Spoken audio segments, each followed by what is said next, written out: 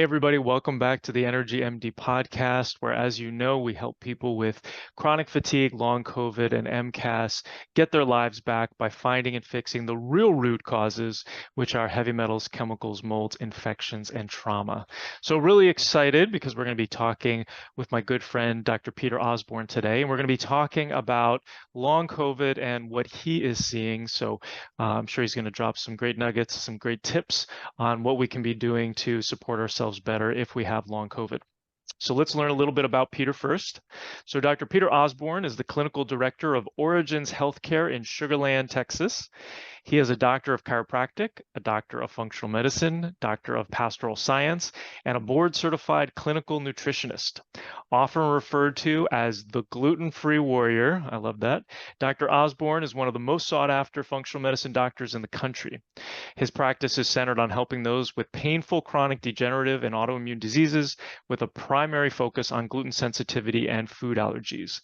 He is the founder of the Gluten Free Society, the author of the bestseller No Grain, No Pain, and the host of the Glutenology MasterClass Series, the ultimate guide on going gluten-free. Dr. Peter, thanks so much for joining me today. It's a pleasure to be here. Thanks for having me. Of course, always a pleasure. So let's talk a little bit about long COVID. So can you frame this for us? Can you just give us a definition of long COVID at this point in time? The layman definition, pretty simply, is somebody who's been diagnosed with COVID, and instead of having a general recovery where they run its course of anywhere from 7 to 14 days and recover, they just don't recover. They stay tired. Fatigue is really probably one of the biggest things that we see in people with long COVID. Fatigue and complete exercise intolerance. So if they try to start exercising or doing anything physical at all, the tremendous shortness of breath and muscles kind of reject the idea of any kind of physical activity through either the production of pain or just the weakness as a general rule. So that's what we see in the vast majority of people that we've seen in the clinic with, that have been diagnosed with long COVID. And I've noticed that some people get COVID and then their symptoms persist, and some people get COVID, their symptoms go away for a period of time, sometimes months, and then they come back and there's all sorts of weird symptoms. What are you seeing in your clinic? Yeah, it's interesting on that first part. What we're seeing a lot of is that people, when they go home because they're sick, they have mold in their home. And so when they're at home sick, they never really recover and they just stay sick because the mold is an immunosuppressant and comes with its own, battery of inflammatory chemicals and mycotoxins and other things. In the latter statement that you made, one of the observations that we're seeing is that having COVID, the virus itself, is damaging to the intestines. And so what we're seeing is kind of a post-infectious leaky gut that sets in, and it triggers a number of food reactions, food sensitivities that didn't exist before the illness. And so now they've become actually reactive to the foods they're eating. And those foods are creating similar types of responses that, lead to chronic fatigue and lack of ability to recover. There's actually some interesting research. I reached out to a researcher in Germany, published it was an opinion piece, but he was looking at the chemical inflammatory pathways of COVID as well as gluten sensitivity and found some pretty strong connective corollaries there. Another group of researchers recently published on their speculation that they're going to see a massive rise in the incidence of celiac disease post-COVID because of the viral induced damage. And we already know that one of the risk factors for developing celiac disease is a viral infection, and enteroviruses can actually increase the risk for the development of it. And I think COVID's it falls in that category. So when you have somebody post-viral infection who develops villus atrophy, now they're going to start suffering with malabsorption and gastrointestinal dysfunction, which leads to malnutrition. And of course, nothing's more important for the body to be able to heal and repair itself and maintain itself than the essential vitamins and minerals that come from our food. So for those who aren't familiar, can you define celiac disease for us? Sure. Yeah. Celiac disease is an autoimmune condition of the small intestines where when exposed to gluten, the individual will develop antibodies against the lining of the GI tract. And so that damage occurs, it flattens the folds of the GI tract. Those folds are called villi. The small intestine has a surface area of about the size of a tennis court, not because, it's 22 foot long, but it's the size of a tennis court because of all these folds. Those folds called villi get flattened out. So the surface area then dramatically reduces. And so when you have somebody with celiac disease, the reason the surface area of the intestine is so great is because you need a lot of surface area to do the work of digestion and absorb the vitamins and the minerals as they're passing through. And so when you cut down on that surface area with celiac disease, you get malabsorption syndrome. So now that person is not absorbing adequate quantities of vitamins, adequate quantities of minerals. And one of the hallmarks is actually fat malabsorption. So if you're looking in the toilet bowl and you see like a clay colored stool or a tan colored stool, or your stools are floating, post COVID, you might suspect that is something that's happening, is fat malabsorption. Yeah. And the stool will float, right? Because it's got more fat in it. Yep. Yeah. And then what's the difference between gluten sensitivity and celiac? So everyone with celiac is gluten sensitive. Not everyone with gluten sensitivity has celiac.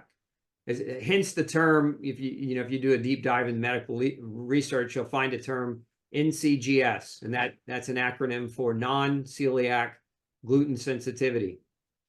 So the debate is hot around this area because some believe that you can't have celiac disease, or rather you can't have gluten sensitivity unless you are a celiac. But the more and more this gets studied, the more and more we realize that more people have non-celiac gluten sensitivity than actually have celiac disease. So the studies show that about 1% of the population has celiac, but they show that 6 to 14% of the population has non-celiac gluten sensitivity. So it's actually much more prevalent. The biggest differences are in the area of damage. So when we're talking about celiac disease, the area of the autoimmune reaction is generally isolated, not always, but generally speaking, it can be isolated to the GI tract. So what happens, you go to the GI doctor, they do a couple of different kinds of tests. They do a scope to look for that villus atrophy that we were referring to earlier. And then they also do what's called serology. So they're looking at different antibodies that a person might produce to gluten. So there's anti-gluten antibodies or anti-gliadin antibodies. And then there are also antibodies that show up when the intestines are being damaged. So that would be like anti-endomysial antibodies and tissue transglutaminase antibodies. So those are, to diagnose celiac disease, you have to have two things be true. You have to have those positive antibodies, but you also have to have that positive villus atrophy that a GI doctor would find on an upper GI on a scope. Whereas non-celiac gluten sensitivity can impact or affect pretty much any tissue in the body. And so examples of that would be somebody who develops rheumatoid arthritis. A lot of these individuals we can find that have RA, for example, will completely go into remission when they follow a gluten-free diet. And if we look in their blood, we'll find gluten antibodies in their blood along with the other hallmarks of rheumatoid arthritis, like positive rheumatoid factor. We'll see the same thing with Hashimoto's, which is an autoimmune thyroid disease, which, there's a strong correlation. There have been about 350 studies now that have shown that people with Hashimoto's actually react very well to gluten-free diets and have a reduction in their circulating antibodies, and in many cases have symptomatic recovery. So there have been about 100 different manifestations of what we would call non-celiac gluten sensitivity that have been reported on in the literature. So everything from psoriatic arthritis to ankylosing spondylitis to rheumatoid arthritis to Hashimoto's to scleroderma to Addison's disease. If you have an autoimmune condition and you don't know why you have it, the likelihood that you are gluten sensitive is very, very strong. As a matter of fact, gluten is the #1 most well-researched cause of autoimmune disease. And we have that as a specific truth. In other words, everyone agrees that gluten causes celiac disease. It's just that we've had this resistance in medicine for doctors to say, let's look at gluten as it relates to other autoimmune diseases too. This is actually where, when I trained and did an internship in the VA hospital in the rheumatology department, it was one of the first questions that I asked is, why are we not looking for gluten sensitivity? Because the research is robust on gluten causing other forms of autoimmunity beyond celiac disease. And I was really basically just told to be quiet because I was an intern. So I don't know if I answered your question, but those are the biggest differences, is that people with celiac disease generally have the autoimmune condition where they have a lot of intestinal pain, gas, bloating, diarrhea. Sometimes they have vomiting. Kids, if they have celiac, will fail to thrive. They won't grow. They'll have delayed puberty. Women's cycles can be thrown off, especially, again, the younger.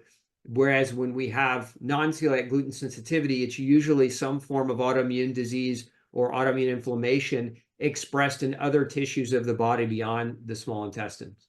Mm-hmm. Okay. And it seems like a lot of the diagnosis of celiac is missed. A lot of people come to me and they say, well, I don't have celiac, so then I can eat gluten. And that's not really kind of like how it works, right? In terms of the diagnosis, it's really the severe end of the spectrum. Like, you have to have this really blunted villi. Is that true? And how do you coach people on that? Yeah, for sure, it's true. The worst I've ever seen was a woman who had 19 negative biopsies, and the 20th one was positive. And it was like a 45-year journey through doctors before the test. So think of celiac disease, positive biopsy is like end stage disease. Mhm. It's very similar to diabetes. You don't eat sugar and tomorrow you have diabetes, right? It's you eat overabundantly, you don't exercise, and you eat too many carbohydrates over a period of 30 to 40 years before your body breaks down to the point where it can no longer process sugar, at which point they're calling that diabetes. But at which point were you actually developing problems, And so it's the same thing with gluten. By the time you have villus atrophy, the problem is so extensive that you've allowed decades of damage to occur. And now you have to dig out of those decades of damage. Whereas if you can catch it early, you can stop a lot of the damage from ever happening. My favorite way to look at gluten sensitivity is that it's a state of genetics. It's not necessarily even a disease. So don't think of gluten sensitivity as a disease per se. Think of it as a genetic predisposition. There are certain gene patterns on the HLA-DQ alpha-1 and HLA-DQ beta-1 gene that if a person possesses these different patterns, then they're predisposed to react to gluten should they eat it. And if they do eat it, it doesn't mean they'll be super sick tomorrow or even super sick immediately. It means that their body will perceive that gluten to be a poison. There will be an inflammatory response as a result of that exposure. And so it's a matter of dose exposure over time. The more exposure you get, the more damage is done. Eventually, you reach a point where your body can't repair faster than you're damaging it from your diet. And that's when symptoms really start to ensue and when people seek out doctors and seek out a diagnosis. And that's why gluten sensitivity as a recognition, it just fails oftentimes to get diagnosed because people just don't, or doctors in many cases, unless you have frank overt celiac disease, just don't even consider gluten as a Mhm. potential possibility.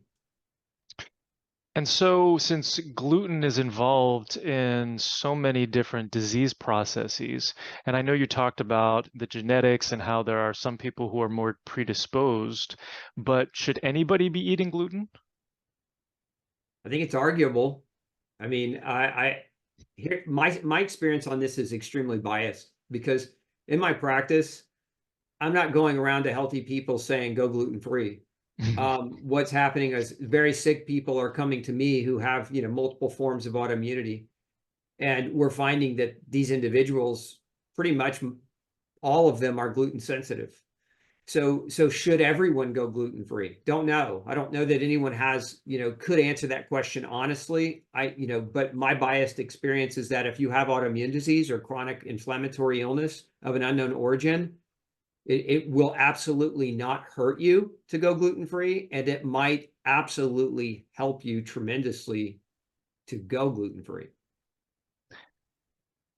So there was some research maybe about, I don't know, 10 years ago that I heard about peripherally. I haven't seen this research, but there was a question about when avoiding an antigen or an allergy that you potentially become more sensitive to either that allergy or other allergy. And in this particular case, I think that it was actually, it might have been peanuts, but I don't know whether it's extrapolates to gluten because you said, there's no harm in going off of it.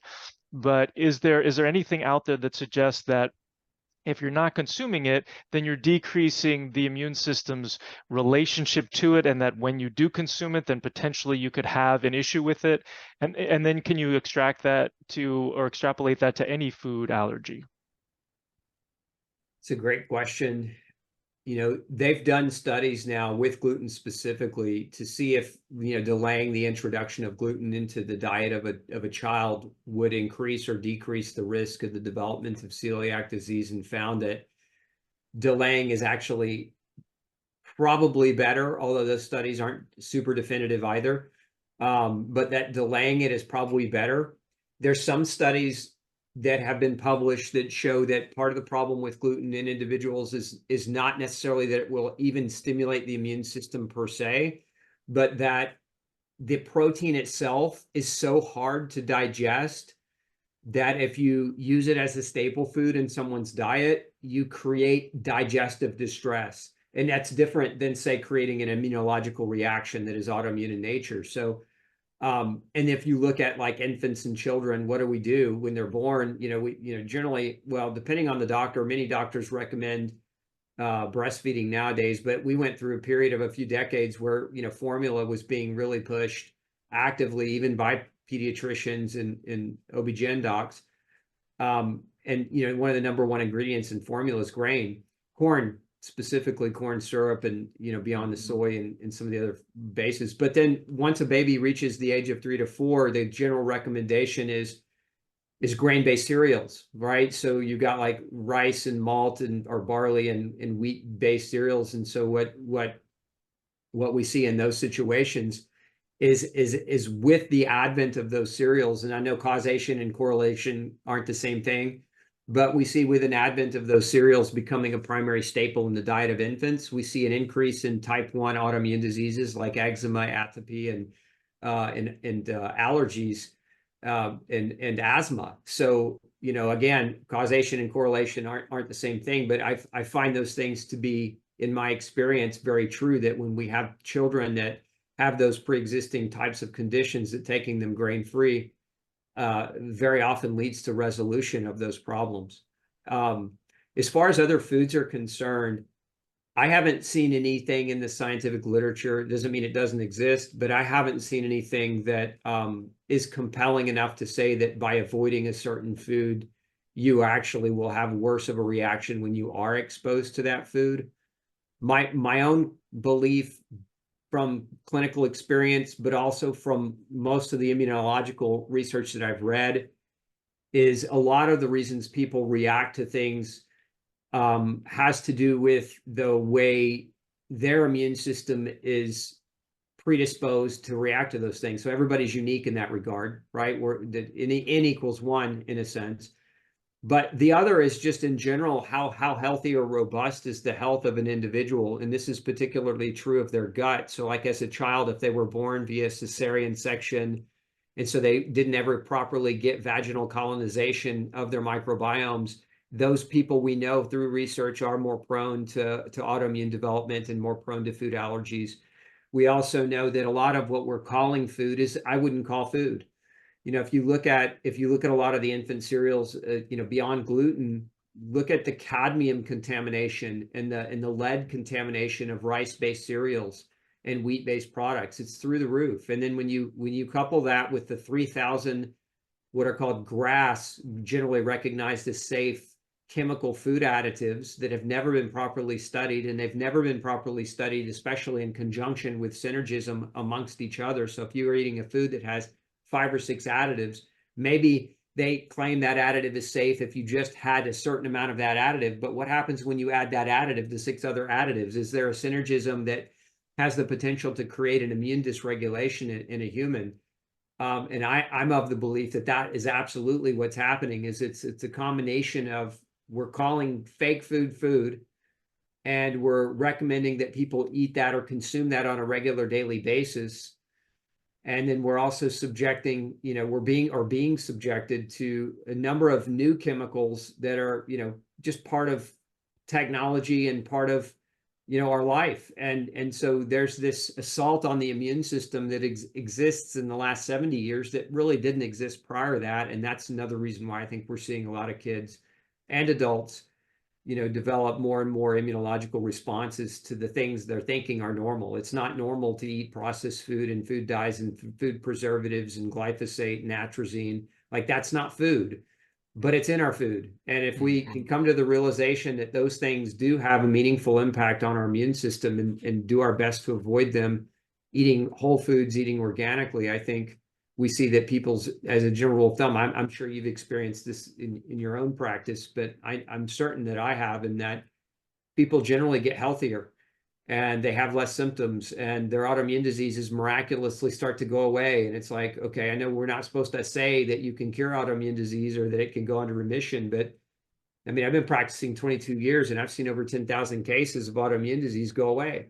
And that's just simply with diet and lifestyle change. So I know my observations are not unique to me. I mean, doctors like yourself and many of our other colleagues I've talked to have seen very, very similar types of outcomes. So I just say that all that was a long about way to say, to answer your question, is that no, I haven't seen compelling research that says that by not eating a food, you become more allergic to it should you be exposed to it. So you talked about the chemicals that are in the food that we're being exposed to. I know that autoimmunity and the sensitivities to these food allergies, including gluten, can come from, anything that's in the body that the immune system is trying to get rid of, right? So heavy metals, chemicals, molds, and infections. We talked about COVID, and you talked about some of the other infections that can kind of trigger some of these, autoimmunity allergy spectrum, I guess you can call it.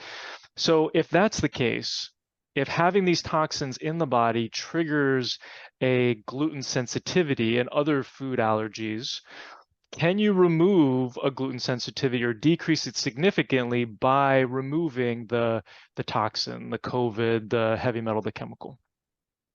Let me make sure I understand your question. By removing the chemicals, that you could improve a person's ability to tolerate gluten? Is that Correct? okay? Perceptually, yes, but in reality, no. And here's what I mean by that.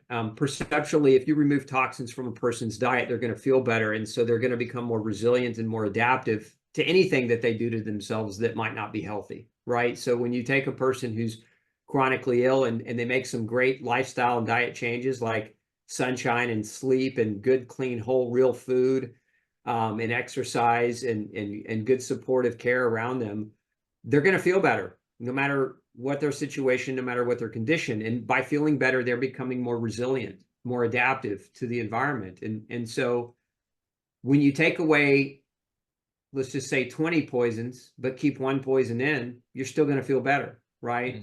So that's what I mean by perceptually, yes, is that you're reducing a lot of the problems that are also contributing to the core of that person's problem. But if a person is gluten sensitive genetically, and I've seen this happen repetitively, clinically speaking, where they do all the right things and then they try to reintroduce gluten at a later point. And what ends up happening is, if their health started maybe like here, like a visual, and then we got them here, right? And then they wanted to reintroduce gluten. And then what we see is that their health starts to do this again, and it starts to slowly decline. And that's true of people where I've tested them for gluten sensitivity gene patterns. I can't say that's true of everyone, but it's certainly true of people that have those genetic markers or those genetic predispositions. Okay. And I promise we'll come back to long COVID, but I'm just really enjoying this conversation about gluten right now. So What about gluten in other countries? I found that when I traveled to India and had chapatis, and recently I went to Germany and had some gluten products that I didn't react as I have reacted before in the past when I've been in the States. That's a great question too. So there's a lot of variable amongst the different strains of grains that are grown. Whether they're heirloom type grains or whether they're hybridized grains. A lot of our hybridized strains contain more gluten in them than non-hybridized strains. But what we also see is the way they're grown. So like in the US, most grain crops are sprayed twice with glyphosate. Mm, So you spray, when you're planting, but then you also spray as a desiccant at the end of the growth of the plant. So what you're trying to do with glyphosate as a desiccant is you're drying the crop out before you combine it. It just makes the process easier. So it's like a double dose of poison on the US stuff. Now we're seeing that change. I think in Europe, they've just approved glyphosate for the next 10 years. oh, And so, I'm concerned by that because a lot of people report exactly what you just did, which is I can get away with it better over there than I can here. hmm But there's another part to this too. Beyond glyphosate, it's when you're on vacation, you're happier. You're not at work. There's not the stress load. You're generally your dopamine's much higher. So there's a anti-pain effect of the neurochemistry of being on vacation. And the reason I bring that up is because we've also seen this with gluten. I'm gonna backtrack just a little bit for a minute. One of the things that we know about gluten is that when it's broken down in the intestine, there's a subprotein or type of protein that's produced called gluteomorphin. And gluteomorphin behaves like morphine. It actually can attach to morphine receptors. So there's some evidence that shows that gluten can actually mask its own toxicity by being broken down into a morphine-like substance that can blunt the inflammation and can blunt the pain that it would otherwise produce. So there's that. But then when you're on vacation, you have this psychology of lack of stress or of reduced stress, which can also impact neurological pain mechanisms, and so it can reduce the level of symptomatology that a person might have in that regard. There's also differences in nitrogen fertilizer utilization. So one of the things that's interesting, the more nitrogen fertilizer, and I'm talking about synthetic Haber-Bosch style nitrogen fertilizer, not like bird poop or or cow poop as fertilizer, but actual synthetic nitrogen production from what's called the Haber-Bosch method, which is where you extrapolate nitrogen from the air versus using poop as a source of nitrogen. But there's some evidence that shows that the higher levels of nitrogen used in grain-based products, the greater the quantity of wheat, and this has been found in wheat, the greater the quantity of gluten that we actually see. And so part of that may have to do with how much nitrogen fertilizer they're also using within the soil itself. So there are a lot of different variables there. My advice to anyone is if you are confirmed gluten sensitive through genetic testing, or if you are confirmed as celiac, you shouldn't try to eat European grain, even if you don't feel as bad when you're eating it, because it's 20 parts per million is the rule of damage with gluten. That means that for you to receive an inflammatory mediated response, you only have to be exposed to a breadcrumb. And that gluten, how long does it take for gluten to leave the system? Once you're having an immune response to it, the antibodies that gluten causes your body to produce, they have a half-life of anywhere from 30 to 60 days. So it takes at least that long for an exposure, to calm down. So if you're thinking about, okay, I have this chronic inflammatory disease, if I just cheat on gluten once a week, right, then I'm having this antibody response that has an inflammation that can last for several months. And it may not be as much of a response as if I eat pizza every night or if I ate pasta every day. So it is a dose issue as well. But if we're trying to overcome a chronic inflammatory disease and we see somebody hitting a plateau because they're cheating periodically, maybe not they're on a gluten-less diet, but not an absolute zero tolerance policy gluten diet. A lot of times we'll see those people plateau out and they'll start, even in some cases, start digressing backwards. We call that gluten-free whiplash, when they start going backwards in their health because they're not being strict or rigid enough with their diet. Mm-hmm. And what are generally people missing when they go gluten-free and they're still having issues? I've heard you give this talk before. What other foods have gluten or gluten type proteins that are triggering that inflammatory response that people don't think to remove out of their diets? Yeah, great question. So in the US, and I think this is true in the European Union as well, the gluten on a food label is defined as wheat, barley, and rye. And so you can have, for example, an oatmeal or an oat product or a corn or a rice product that is labeled legally gluten-free. But what a lot of people don't realize is that the corn in gluten is called zein. And by concentration, it's almost 60% of the total protein concentration of corn. And that there have been a number of research studies that show that corn gluten actually stimulates the same type of immunological response that wheat gluten does. As a matter of fact, there was a study in 2012 that showed that people with celiac disease reacted worse to corn than they did to wheat. And we've seen similar studies on rice, although the type of gluten in rice is different. It's called orzonin, and by concentration of protein, it's only about 5% of the protein found in rice. So it's a much lower density or concentration. So some people have reported that, hey, I can tolerate rice a little bit better. But I've seen cases where rice really triggers people with gluten sensitivity in a big way. So rice and corn are probably two of the biggest. And then the other one would be quinoa.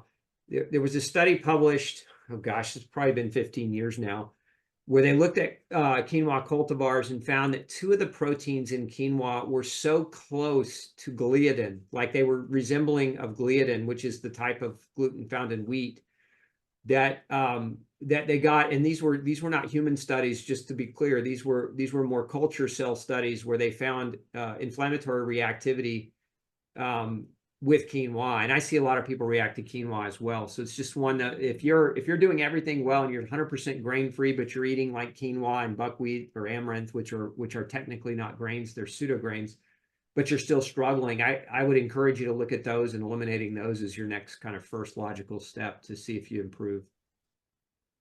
And does it matter if it's organic? No. Okay. No, because So, it's what we know about it is it's two potential problems, right? One, it's the actual gluten. So like corn and rice do have an actual gluten, and those sequences, those protein structures are super similar to other glutens, and so there is a crossover reactivity. So that doesn't matter whether it's organic or not, right? mhm. But the other thing is that you have, beyond the organic component, you could say, okay, if it isn't organic, now you're still also being exposed to glyphosate or other potential chemicals, which could also be problematic as well. So, you've got kind of both of those things to think about. But I would argue that if it's organic corn, it still has corn gluten in it, and you're not going to escape that fact. And that's also true of like sprouted, because a lot of people are sprouting or using like fermentation methods, like sourdough methods, to treat the bread. And what we do know about fermentation methods is that it does reduce the quantity of gluten. But so far, the studies that I've seen on sourdough is that it doesn't reduce the quantity of gluten to below 20 parts per million. Mm. So going back to that general rule of how much is enough to create damage in someone with a diagnosis, 20 parts per million. So until they can get sourdough tested at below 20 parts per million, it's not something I generally recommend. So something people can do right now at home is to go gluten-free, and if they're, maybe just removing wheat, barley, rye, and if they're noticing, or if they're not noticing that much of a difference, or if they want to see whether going completely grain-free, is that kind of like the next step that removes all potential gluten sources? Yeah, I mean that in my practice, I test HLA-DQ genes, and if they're positive, we remove all grain immediately and all pseudo grain, and that's where I see the best outcomes.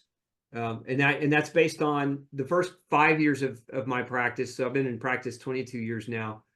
The first 5 years, I kept seeing that gluten-free whiplash scenario because I was at the time, I didn't have the knowledge base that I do today, but I was allowing for corn and rice, and other grains like millet, and the pseudo grains. And what we would see is by the initially that first couple of months, a person would go gluten free, and it's phenomenal.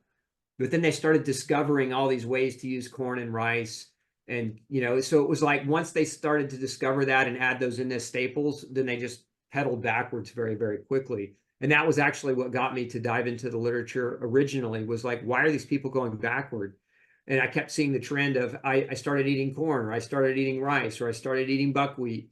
And so then I started doing a deeper dive into the actual botany research, which is, it's a different breed of research, because you have clinical research, you have the medical research that's reported, but one of the original doctors that discovered glutens and actually classified glutens shares the same last name as I do. His name was Osborne too, and he's known as the father of plant proteins, because he's the one who actually originally classified gluten substrates from plants. And he had this whole classification system that, glutens are a family of proteins found in the seeds of grass that are soluble in alcohol, right? And they're substratified or subclassified into prolamines and glutelins. And that, glutelins are the ones that most people with celiac disease tend to react to. But we're also seeing that these other kinds, these prolamins, are also creating reactions. And so there are subfractions even of these types of proteins. And so the deeper you got into it, the deeper you realize that there's no such thing truly as gluten-free grain. And so then when you apply that clinically to the people in real world scenarios that are really sick and have autoimmune disease, and you find they take grain out of their diet and the autoimmune disease goes away, where in fact, where they may have already been like traditionally gluten-free, where they were just wheat, barley, and rye free, and they still had autoimmune reactions, like that's where I kind of drew the line in terms of how I would give guidance and advice moving forward. And that's part of why I wrote No Grain, No Pain and put that research in there. I didn't do the research. I just made the clinical observations and dug up older research and applied that to the clinical practice. But it was really, really brilliant scientists who figured out that corn gluten can cause inflammation, and that rice is a common cause of enterocolitis, because rice is so commonly thought of as to be an anti-allergenic food source, but it's actually one of the most common causes of something called FPIES, food protein induced enterocolitis, which can mimic, right? Can mimic a lot of the things that wheat and other glutens can cause. And so when you have research that follows celiac patients for 5 years, and they show in many of these studies that are 5 years long and 2 years long that celiacs continue to have persistent villus atrophy and inflammation despite being on a traditional gluten-free diet for multiple years, you start wondering, why is that happening? What else could be contributing to that damage that isn't going away? And so again, what I stumbled on were these other grains and pseudo grains that were major contributing factors there. Mm-hmm. So let's bring this back to long COVID. So have you found that removing gluten out of their diets, removing grains out of their diets have been helpful for this population? Yeah, definitely. Again, I allude back to some of the research that was done that's showing that, or at least it's estimating that post-COVID people are going to be developing celiac and gluten reactions at a breakneck speed. So think of COVID as a gluten accelerator, an accelerator to the time by which gluten is going to induce actual damage where you start feeling it. Most people with celiac and gluten sensitivity won't get a diagnosis until they're in their mid-40s anyway, because it's just an accumulation of that much damage over that many years of exposure. But what COVID is it's like adding gas to the fire. It just accelerates the timeline by which they're going to react. And so clinically, I've seen people definitely respond with long COVID to a gluten-free diet. And you had mentioned mold, where people who are living in mold seem to be predisposed, or they're more likely to get long COVID. What other predispositions are you seeing that are creating that trigger or allowing COVID, when it comes into the body, to persist? Other food reactions, and those are random. So I generally like to test people for food reactivity, because there's not like a pattern. I've seen broccoli and cauliflower be part of that pattern, right? Which are, generally healthy foods. So it's food as a trigger. It's environmental chemical exposures, persistent chemical exposures environmentally as trigger. You mentioned heavy metals a couple of times. I would corroborate that's part of what we see too. And then it's really probably, if I could say the number one trigger beyond gluten, it's really mold. Specifically, what I have seen in a number of cases is the person gets sick, they go home to recover, they're exposed, their house has mold in it. So being home, and generally they were going to work, so they would be out of the house for 10 or 12 hours a day. So their dose exposure of mold was diminished as a result of leaving the home. But now they're stuck in it and they're staying in it. And it snowballs because now they don't have that reprieve. They don't have that exit strategy from the mold. And so I would encourage anyone who's still struggling with long COVID to consider very, very seriously the potential that you might have mold in your home, even if you don't see it growing. And this actually happened to me. I didn't have COVID. It wasn't COVID per se, but my wife, when before COVID hit the United States, we had traveled to Mexico, and so we'd come back. And when we came back to the house, we both believed we got COVID. This was right before COVID was announced in the U.S.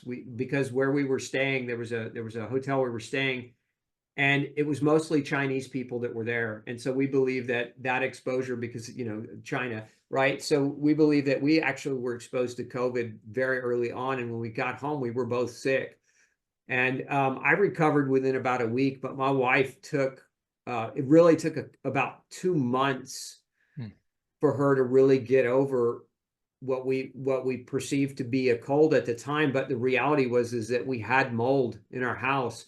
And so this was a journey for us in which it was coming back from that, having that COVID, and then having mold detected in our home where it wasn't visibly growing. Like we couldn't see mold growing per se, like on the wall or in the bathroom on a tile, but it was mold in the wall cavities of our house, and the wall cavities were just pumping the mold and the mycotoxins into our living space.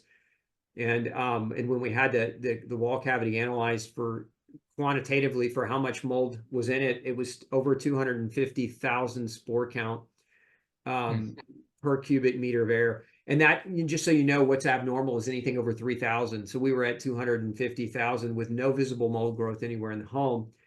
And in essence, my wife's health just kept deteriorating, and it just kept deteriorating and just kept deteriorating. And so you could have called that long COVID. But what in actuality, it wasn't long COVID at all. It was actually mold toxicity and mold poisoning. And when we got out of the house, she made a full recovery in less than 2 months.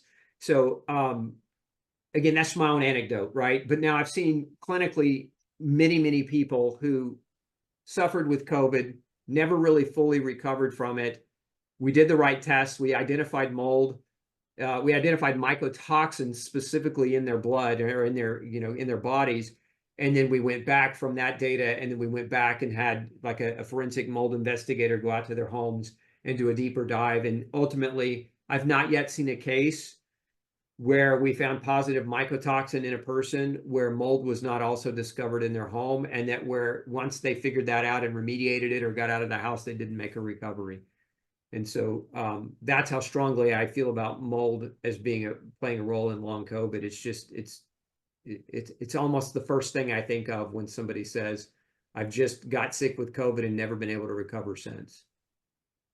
So when someone's had some mold exposure in their life, it's pretty much going to stay in their body until you do something to remove it. But you're saying in this particular case where they have long COVID, oftentimes they're living in it in that particular house, because you can have it from previous homes, and maybe the current home that you're living in is quote unquote clean. But it seems like in this particular case with these people that they're probably living in mold as well. Yes, and I would also say this. Science may come out and later, make me make a correction about this statement, but I've looked at mycotoxins very in depth in the medical research and in the and even in the agricultural research. In humans, as far as we know, the longest half-life of a mycotoxin is about 37, 38 days, and that's ochratoxin A. All the other mycotoxins have a very, very short half-life. And so the reason I say that is because a lot of people have had historical mold exposure where maybe they were in a home before or an apartment before where they got mold exposure and they've moved out of that.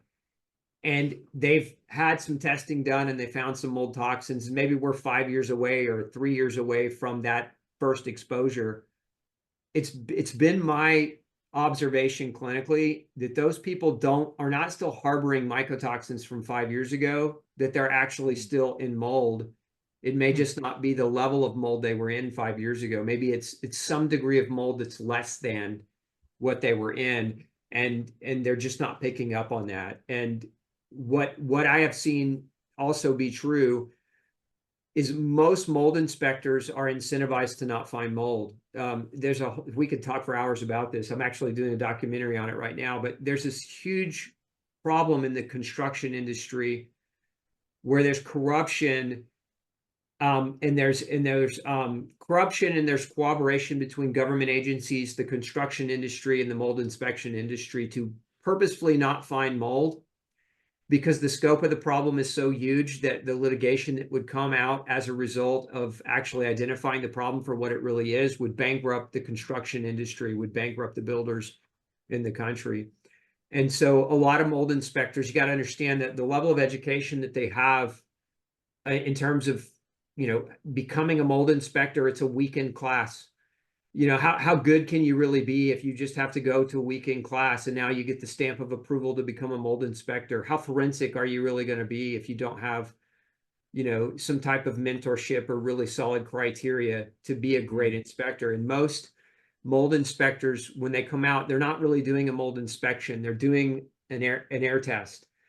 And so what I want your audience to know too, because a lot of them may have suspected mold and had mold inspectors come out and do an air test, is the WHO guidelines for mold inspection, for air quality testing, state that you need a minimum of 27 air samples to have an accurate assessment of air quality. 27. Now most mold inspectors may come out and do one, and then compare it to one outdoor air sample as a control, but they're not doing 27 samples. The other thing is an air test. You cannot find mold on an air test, but still have mold in a home. Some molds are very heavy, like Stachybotrys, which is black mold, falls to the ground. And so if you have a tripod with an air pump on it and it's 4.5, 5 foot in the air, and you're pulling the air from this area, you're not finding stachy unless you do what's called a disturbance test, where you disturb the floor and you really kick that stuff up, and if the mold inspector doesn't know to do that, they're just not going to. You can find mold in the air in the air of the wall cavities. In the wall cavities, houses breathe, and so you have a building envelope around a house, and so as those houses breathe, they can push mold from the wall cavity into the living space, and sometimes those things aren't picked up on air tests. So air tests are not the definitive. It's kind of like going to a general practice doctor, and they run basic blood work like a CBC and a complete blood count with differential, and then they also run like a chemistry panel. If those are normal, it doesn't mean that you're healthy, right? Just like if you run an air sample in your house, it doesn't mean you don't have mold. So if you're relying solely on that air sample as a definitive end-all be-all, diagnostic criteria for detecting mold in your home, you're probably going to miss it. And so when I say forensic mold investigator, I mean, that's really, if you suspect mold in your home, don't just have any Joe Schmo come out who took a weekend class and run an air test. And I'm happy to do this. I can share a document with you, Evan, on the criteria that we use and that we give to people to ask the right questions about what should be performed as a healthy mold inspection that's comprehensive. I'll be happy to share that document with you. Thank you. But anyway, I kind of digress there just because I thought it was super important that people understand that, if you are still struggling, the likelihood that you're in mold versus the likelihood that you brought old mycotoxins with you, in my experience, you're probably still in mold, and it's probably not old mycotoxins. Okay. Thank you.